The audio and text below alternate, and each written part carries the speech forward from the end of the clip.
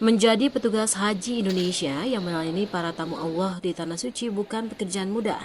Diperlukan ketulusan, keikhlasan, dan kesabaran dalam melayani para jemaah haji tanah air. Banyaknya jemaah haji lansia memberikan pengalaman suka dan duka bagi petugas haji di lapangan. Seperti yang dialami Slamet Mulyadi, petugas haji di sektor khusus Masjidil Haram Mekah. Tak kuasa menahan tangis, ia merasa senang sekaligus haru dapat melayani jemaah haji Indonesia. Ketika menemukan jamaah itu yang hilang di Masjidil Haram,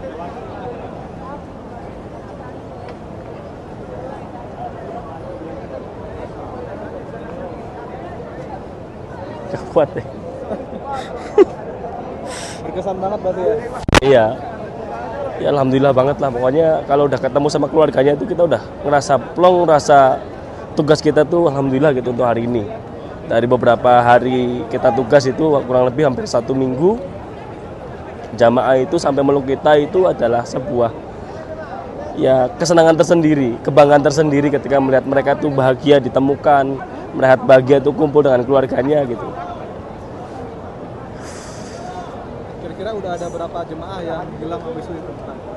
Kalau dari tim kami itu lumayan banyak ya, karena kita dari mulai 2 shift dari jam 12 siang kemudian sampai jam 2 pagi, jam 2 pagi sampai jam 2 siang itu banyak ditemukan.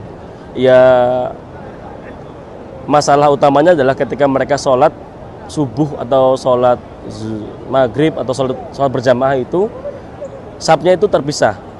Ada jamaah yang menggunakan telepon, alhamdulillah kita sudah mitigasi ke baik dalam ataupun luar, jadi ketika mereka video call kita bisa tahu posisi mereka, itu yang paling utama. Yang paling kedua adalah ketika mereka itu tidak membawa handphone, kemudian bahasanya kayak Bima itu bahasanya kita sulit dipahami, sehingga kami coba berusaha telepon teman kami yang di orang Bima untuk komunikasi dengan mereka dan mengikuti kami. Itu yang ketika keterbatasan dari bahasa dengan daerah, karena 38 provinsi. Senada juga disampaikan Siti Maria Ulfa, petugas tim lansia sektor 2 Madinah. Ia berusaha menangani kebutuhan bagi lansia, terlebih yang tanpa pendamping atau terpisah. Tak kuasa menahan haru, Ulfa kembali mengingat sebagai seorang anak, ia merasa belum berbakti kepada orang tuanya. Namun ia berharap melalui tugasnya ini dapat menjadi ladang pahala bagi dirinya dan keluarga. Terpanggilnya kita sebagai apa ya? Ini tugas kita gitu.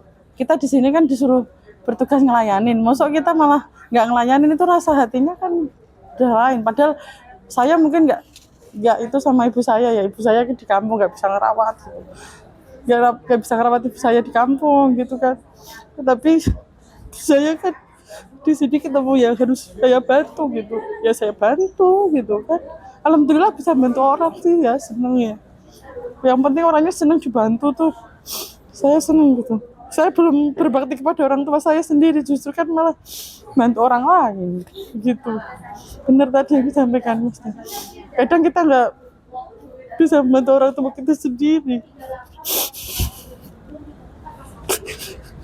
Tapi di sini kita memang tugas kita untuk melayani jamaah haji kan ya, gitu.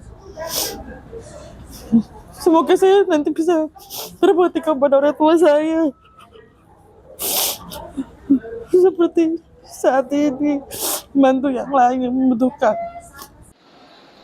Jumlah jemaah haji lanjut usia atau lansia tahun 2025 mengalami peningkatan signifikan dibandingkan tahun sebelumnya.